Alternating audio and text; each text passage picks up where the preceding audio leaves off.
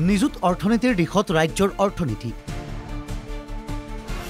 2028 ভিতৰত অসমৰ অৰ্থনীতিয়ে স্পৰ্শ কৰিবগৈ নিযুত অৰ্থনীতি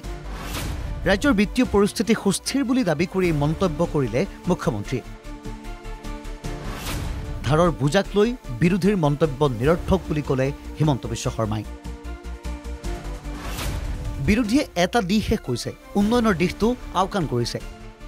বছৰৰ প্ৰথমটো দিনত কইনাধৰাত আয়োজিত অন্তৰংগ আলাপ অনুষ্ঠানত মুখ্যমন্ত্ৰী হিমন্ত বিশ্ব শৰ্মাই ৰাজ্যৰ বিত্তীয় পৰিস্থিতিৰ সন্দৰ্ভত বিশেষভাৱে আলোকপাত কৰে সাংবাদিকৰ প্ৰশ্নৰ উত্তৰত মুখ্যমন্ত্ৰীয়ে কয় কেন্দ্ৰীয় চৰকাৰৰ নীতিৰ আধাৰতহে অসম চৰকাৰে ঋণ লৈছে আৰু উন্নয়নৰ কাম কৰি গৈছে মুখ্যমন্ত্ৰীৰ মতে কেন্দ্ৰীয় চৰকাৰৰ লগতে সকলো ৰাজ্যই ঋণ লৈহে কাম কৰিবলগীয়া হয় ভাৰত চৰকাৰেও ঋণ লয় আৰু যিকেইটা বিৰোধী পক্ষই সমালোচনা কৰিছে তেওঁলোকৰ য'ত চৰকাৰ চলি আছে তেওঁলোকো ঋণ লয় নিযুত অৰ্থনীতিৰে অসমে দেশৰ সম্পদশালী ৰাজ্যৰ তালিকাত পঞ্জাবকো চেৰ পেলাই যাব বুলি মুখ্যমন্ত্ৰীয়ে আশা প্ৰকাশ কৰিছে আজি আমি দেশৰ 17 নম্বৰত ভৰি দিছো 16 নম্বৰত যাবৰ কাৰণে now we are in close contest with পাঞ্জাবৰ লগত আমাৰ কম্পিটিশন চলি আছে নেক্সট 3টা বছৰৰ ভিতৰত যদি অসমৰ উন্নয়নৰ গতি এই দিশত থাকে within 3 hours 2028 will be million economy before Punjab বিৰোধীৰ সমালোচনাক নস্যাৎ কৰি মুখ্যমন্ত্ৰীৰে এনকেটিভিৰ এটা প্ৰশ্নৰ উত্তৰত আৰু কয় যে চলিত বিত্তীয় বৰ্ষত চৰকাৰে 27,000 কোটি টকা ঋণ ল'ব পৰাৰ অৱস্থাত আছে যদিও চৰকাৰে এতিয়ালৈকে 17,000 কোটি টকাহে ঋণ হিচাপে লৈছে ভাৰতৰ যি 5খন ৰাজ্যৰ আটাইতকৈ লোন কম তাৰ ভিতৰত অসম এখন অসমৰ লোনৰ পৰিমাণ হ'ল এই বছৰত ভাৰত চৰকাৰে মোক অনুমতি দিছে 27,000 কোটি টকা ঋণ লোৱাৰ কাৰণে ই কেনেকে নিৰ্ণয় কৰে জিডিপি 32%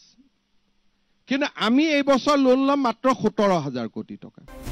লক্ষণীয়ভাৱে ধাৰাবাহিক ঋণ গ্ৰহণৰ সমান্তৰালভাৱে চৰকাৰে ৰূপায়ণ কৰি গৈছে কেইবাখনো হিতাধিকাৰী আঁচনি এই সন্দৰ্ভতো বিগত সময়ছোৱাত বিৰোধীৰ সমালোচনাৰ সন্মুখীন হ'বলগীয়া হৈছিল চৰকাৰখন নৱবৰ্ষৰ প্ৰথমটো দিনতে মুখ্যমন্ত্ৰী হিমন্ত বিশ্ব শৰ্মাৰ দাবী অৰুণোদয় আঁচনিৰ বাবেই ৰাজ্যৰ 25% লোক মুক্ত হৈছে দৰিদ্ৰতাৰ কাষৰ পৰা আগতীয়া ধাৰণা মতে চলিত বিত্তীয় বৰ্ষত অসমৰ জিএছডিপিৰ পৰিমাণ হ'বগৈ 6.43 লাখ কোটি টকা 2023-24 বিত্তীয় বৰ্ষত অসমৰ জিএছডিপিৰ পৰিমাণ আছিল 5.7 লাখ কোটি 25-26 বৰ্ষত অসমৰ জিএছডিপিৰ পৰিমাণ 7.12 লাখ কোটি কৰাৰ লক্ষ্যৰে আগবাঢ়িছে চৰকাৰে 2028 ভিতৰত অসমৰ অৰ্থনীতিয়ে 10 লাখ কোটি স্পৰ্শ কৰাৰ আশা নিযুত অৰ্থনীতি কৰাৰ লক্ষ্যৰে কাম কৰি গৈছে চৰকাৰখনে এই বছৰ অসমৰ জিএছডিপি হ'লগৈ 6,43,000 কোটি টকা আৰু 2024-25 চনৰ প্ৰিলিমিনাৰী এষ্টিমেট মতে will touch 7,12,000 crore GDP by next year 2028 আমি মিলিয়ন ইকনমিলৈ ৰূপান্তৰিত হ'ম আৰু অসমৰ বিত্তীয় অৱস্থাৰ ক্ষেত্ৰত ই এটা যথেষ্ট ডাঙৰ বৰঙণি কঢ়িয়াই আনিব পাৰিছে